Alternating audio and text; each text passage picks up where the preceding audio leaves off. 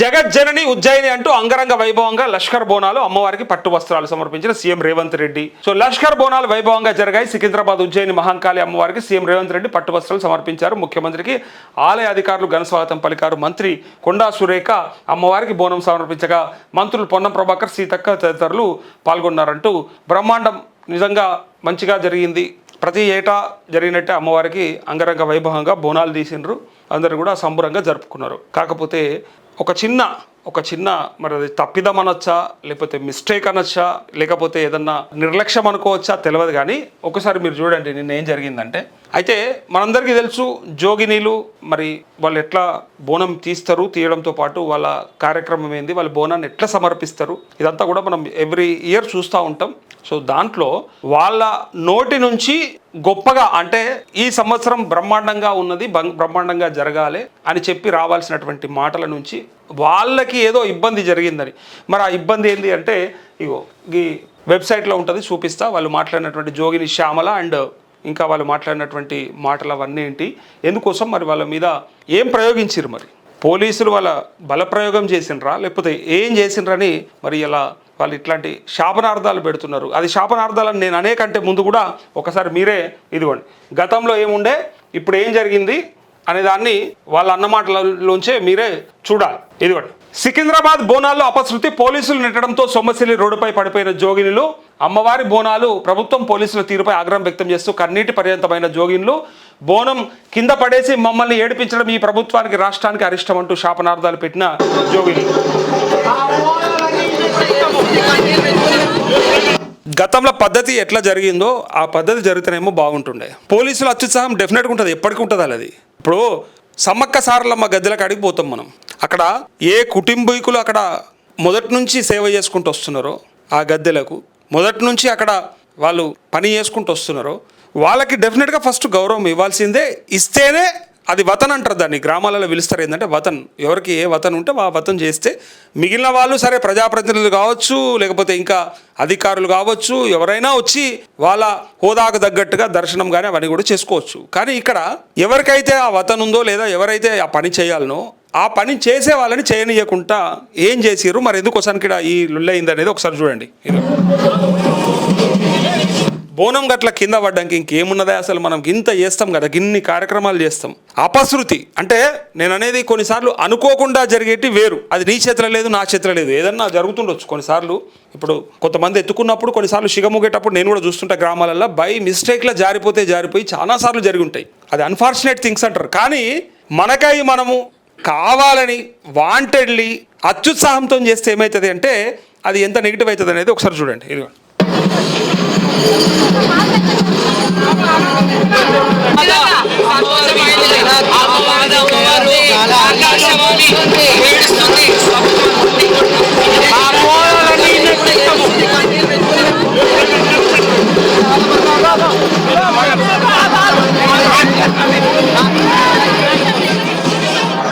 సరే, వాళ్ళది కూడా మిస్టేక్ ఉంది, వాళ్ళది కూడా అత్యుత్సాహం ఉందంటే వేరు. వాళ్ళు ఏదైనా మిస్టేక్ చేసిరంటే అర్థం చేసుకోవచ్చు. మాటలతో మేము హ్యాపీగా రావాలనుకున్నాము. మీటింగ్లకు పనులు వదులుకొని వేరే పనులు ప్రోగ్రామ్స్ అన్నీ వదులుకొని మీటింగ్ అటెండ్ అయినాము. చూస్తున్నారుగా నా చుట్టూ ఇక్కడ బోనాలు వాయిద్యాలు. సరే, తను చెప్పే విషయం ఏంటంటే మేము అన్ని రకాలుగా సేవ చేసే మాకు కూడా అవకాశం ఇవ్వకుండా మమ్మల్ని పక్కకు నెట్టేస్తే చివరికి ఇలా ఏమైంది చూడండి అని చెప్పేసి తను ఈ రాష్ట్రానికి కూడా అరిష్టం అని చెప్పగానే చాలామందికి నమ్ముతారు కదా, నమ్ముతేనే కదా, నమ్మకమే కదా. ఇప్పుడు మనం నమ్ముతాం కాబట్టే మొక్కుతాం.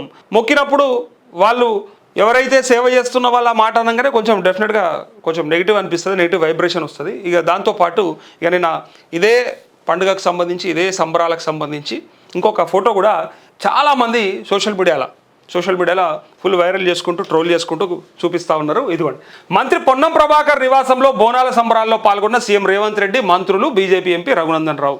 ఇక్కడ ఇంకా వేరే బీజేపీ ఎంపీలు ఏమైనా ఉన్నారా అంటే లేరు, కనిపిస్తలేరు. పోనీ ఇక్కడ వేరే పార్టీ నాయకులు ఎవరైనా బీఆర్ఎస్ వాళ్ళు ఉన్నారా అంటే కనిపిస్తలేరు. పోనీ పొన్నం ప్రభాకర్ గారు ఏమన్నా ఖాళీ మెదక్ జిల్లాకి సంబంధించినటువంటి మంత్రి ఆయనకు సంబంధించినటువంటి ఎంపీని పిలిచిండా అంటే అది కాదు. చిత్రంగా ఉంటాయి. అంటే కొన్ని చూడండి, దీని కింద ఉండే కామెంట్లను బట్టే చెప్పొచ్చు. ఇలా బోనాల గురించి సబ్జెక్ట్ చెప్తూ అన్న మళ్ళీ తిప్పి ఎడికి తీసుకొచ్చిండు, ఎడికి తీసుకుపోతుండని అనుకోకూర్రి. ఇక్కడ అసలు ముచ్చట ఉంది దాని కింద. ఇక్కడ విషయం ఏంటంటే బీజేపీ ఎంపీ రఘునందన్ రావు సరే పర్సనల్ రిలేషన్ ఉండొచ్చు, పర్సనల్గా పిలుచుకోవచ్చు, ఇవన్నీ కూడా చెప్తారు కదా, మస్తుగా మాట్లాడతారు కదా. అయితే ఇక్కడ వేరే ఎంపీలు ఎవరన్నా ఉన్నా, వేరే పార్టీ నాయకులు ఎవరన్నా ఉన్నా దీన్ని పెద్దగా ట్రోల్ చేయకపోదురు, వైరల్ చేయకపోదురు. అన్న దీంట్లో కూడా ఏదో వెతుకుతుర్రేందే, దీంట్లో కూడా ఏమో చూస్తుర్రేందే అంటే ఇవి ఇటువంటివే ఉంటాయి. అసలు టైంలో బయటపడేటివే ఇవి. ఇది జరిగింది పొన్నం ప్రభాకర్ అధికారిక నివాసం, మంత్రికి సంబంధించి. మరి కరీంనగర్లో కూడా ఒక ఎంపీ ఉంటాడు. ఒకవేళ అట్లా గిట్లా అనుకుంటే కనుక, ఒకవేళ ఎంపీలను కూడా పిలిచిర్రు అనుకుంటే కరీంనగర్లో కూడా ఒక ఎంపీ ఉంటాడు. అన్నకి బీజేపీల మీద పడ్డవేదంటే నేను వాళ్ళ మీద వాళ్ళే గిట్లా వీళ్ళతోని దోస్తాన చేస్తుర్రని చెప్తున్నా, ములాఖాత్ చేసుకుంటుర్రని చెప్తున్నా. గతంలో యూరియా ఇబ్బందులు ఉన్నాయి అంటే కూడా మా మెదక్లో ఇబ్బందులే లేవని చెప్పి బ్రహ్మాండంగా చెప్పిండు రఘునందన్ రావు. మనందరం కూడా చూసినాం. మనందరం కూడా మెదక్ కలెక్టరేట్ ఆఫీస్లో కూర్చొని సమీక్ష చేస్తుంటే పక్కకు ఉన్నటువంటి రఘునందన్ రావు మాట్లాడిన ఆడియో మనమే వినిపించినాం, అందరికీ చూపించినాం. ఆయనే చెప్పిండు మా మెదక్ జిల్లాలో అయితే ఏ సమస్య లేదు సార్ అని చెప్పిండు ముఖ్యమంత్రి గారికి. అయితే ఇక్కడ అంటే గతంలో కూడా మరి వాళ్ళు పిలిచినప్పుడు వీళ్ళు వేరు, వీళ్ళు లెక్కలు వేయర్రి, ఎవరి లెక్క వాళ్ళు తీసుకోర్రి, మరి ఈ లెక్క సంగతి ఏదో చెప్పుర్రి. అట్లా నేను అడిగేది. సరే అన్న ఎంజాయ్ చేయొద్దా, వాళ్ళకి ఒక రోజు ఉండొద్దా అంటే, మీరు ప్రజాప్రతినిధులుగా ఎన్నుకోబడినప్పుడు ఆదర్శంగా ఉండడమే కాదు, ఇంకా మీరు జనాల్ని ఆదరిస్తారు అన్నంత భావన కలిగేలాగా ఉండాలి. మరి కింద గిడ గురుకుల పాఠశాల ఫుడ్ పాయిజన్ అయ్యి మంచిర్యాల జిల్లా బెల్లంపల్లి కాడ ప్రభుత్వ గిరిజన బాలుర ఆశ్రమ పాఠశాలలో కలుషితాహారం తిని అస్వస్థతకు గురైన 7 విద్యార్థులు ఉంటే వీళ్ళ గురించి ఉండదు పట్టి, అది ఇక్కడ రాసింది. సంబరాలలో మాత్రం పోతాం మనం, విద్యార్థులు ఆగమైపోతాం మనకు పట్టి లేదు అంటే మరి పోవద్దా అనేటోళ్ళకు ఇంకొక సమాధానం పోవచ్చు, అది పోవాలి, అది కూడా పోవాలి, గట్లనే అనేది ఇది పోవాలి, దీంతో పాటు అది కూడా పోవాలి, అది కూడా ముఖ్యమే. కిందున్నోడిని కొనకున్నోడిని అట్టడుగునున్నోడిని లేపడానికే ప్రభుత్వాలు, ప్రభుత్వ సొమ్ము, మనం పెట్టుకునే ఈ వ్యవస్థలు, ఈ కథలన్నీ కూడా. ఆల్రెడీ మంచిగా ఉన్నోనికి ఏం అవసరం ఉన్నది? రిజర్వేషన్లు ఎందుకు తెచ్చుకున్నాం మనం? ఏ ఉద్దేశంతో తెచ్చుకున్నాం రిజర్వేషన్లు? ఎందుకు పెట్టి రిజర్వేషన్లు? కిందునోని లేపడానికి పెట్టి రిజర్వేషన్లు, మీదునోని చూసుకోవడానికి కాదు, కిందునోని లేపడానికి పెట్టారు. అట్లనే ప్రభుత్వం అనేది, రాజ్యాంగం అనేది ఏం చెప్తుందంటే అందరికీ ఉపాధి కల్పించడంతో పాటు అందరినీ ఆదుకోవాలి, చూసుకోవాలి, అది ప్రభుత్వ విధి, ప్రభుత్వ కర్తవ్యం అని చెప్తుంది. సో గది కదా చేయాల్సింది అని ఇక్కడ క్వశ్చన్లు వచ్చినాయి. పైగా రఘునందన్ రావుకి ఏం పని అసలు? గీన గాడేం పని? మెదక్కు కదా ఎంపీనే. పొన్నం ప్రభాకర్ ఇంట్లో దావత్ అటెండ్ అయిందంటే వీళ్ళ ములాఖాత్ ఏంది, వీళ్ళ దోస్తానా ఏంది అని ఇక్కడ స్టార్ట్ అయిపోయింది. అందుకే ఇక్కడ చూడండి ఒక్కసారి, ప్రజలు పెట్టిన కామెంట్లు చదువుతాను. నాకే ఒక్క అవసరం ఏమున్నది? నేను అంటేనేమో నాకేదో ఉన్నది రఘునందన్, నాకెందుకు ఉంటుంది రఘునందన్ రావుతోనేమో ఖాళీ మా ఊరికి కొంచెం దగ్గరగా ఉంటాడు అంతే. మాకేం గెట్టుతా కదా ఉందా, ఉడ్డు పంచాది ఉందా?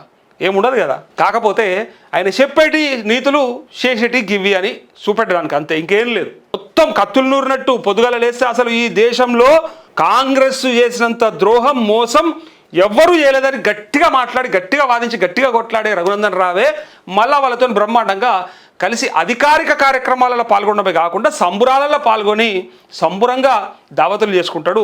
అందుకే ఈ ఉదాహరణ మీకు చూపిస్తా ఉన్నా. ఇప్పుడు ఆయన ఆ పనిని బ్రహ్మాండంగా చేస్తున్నప్పుడు, బ్రహ్మాండంగా కొట్లాడుతున్నప్పుడు ఇది కనిపిస్తే కార్యకర్తలలో ఎట్లాంటి మెసేజ్ ఉంటుంది, ఏం ఆలోచిస్తున్నారో చెప్పిగా. ఇప్పుడంటే ఒకవేళ కాంగ్రెస్కి సంబంధించినటువంటి నాయకుల ఇళ్ళకి ఏ ఫంక్షన్లైనా, లేకపోతే ఏ కార్యక్రమాలకైనా, లేదా దేనికోసమైనా వాళ్ళు కలుసుకోవచ్చా?